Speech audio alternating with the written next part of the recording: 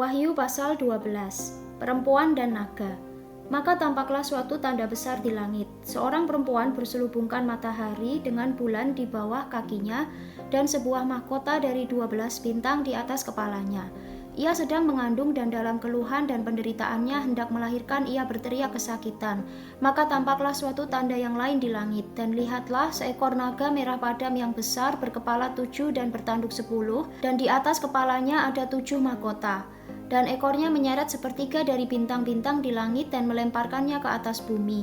Dan naga itu berdiri di hadapan perempuan yang hendak melahirkan itu untuk menelan anaknya, segera sesudah perempuan itu melahirkannya.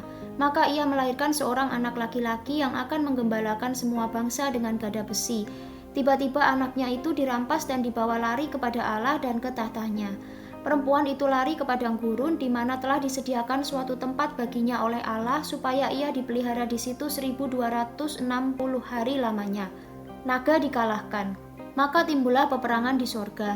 Mikael dan malaikat-malaikatnya berperang melawan naga itu, dan naga itu dibantu oleh malaikat-malaikatnya, tetapi mereka tidak dapat bertahan. Mereka tidak mendapat tempat lagi di sorga. Dan naga besar itu, si ular tua yang disebut iblis atau Satan, yang menyesatkan seluruh dunia, dilemparkan ke bawah. Ia dilemparkan ke bumi bersama-sama dengan malaikat-malaikatnya. Nyanyian kemenangan. Dan aku mendengar suara yang nyaring di sorga berkata, "Sekarang telah tiba keselamatan dan kuasa dan pemerintahan Allah kita dan kekuasaan Dia yang diurapinya, karena telah dilemparkan ke bawah pendakwa saudara-saudara kita yang mendakwa mereka siang dan malam di hadapan Allah kita.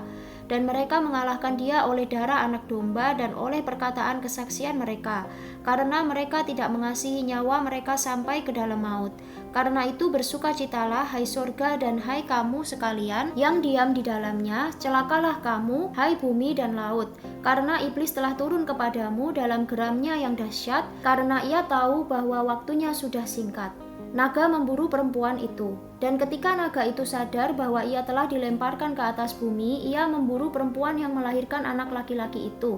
Kepada perempuan itu diberikan kedua sayap dari burung nasar yang besar, supaya ia terbang ke tempatnya di padang gurun, di mana ia dipelihara jauh dari tempat ular itu selama 1 masa dan 2 masa dan setengah masa. Lalu ular itu menyemburkan dari mulutnya air sebesar sungai ke arah perempuan itu supaya ia dihanyutkan sungai itu. Tetapi bumi datang menolong perempuan itu.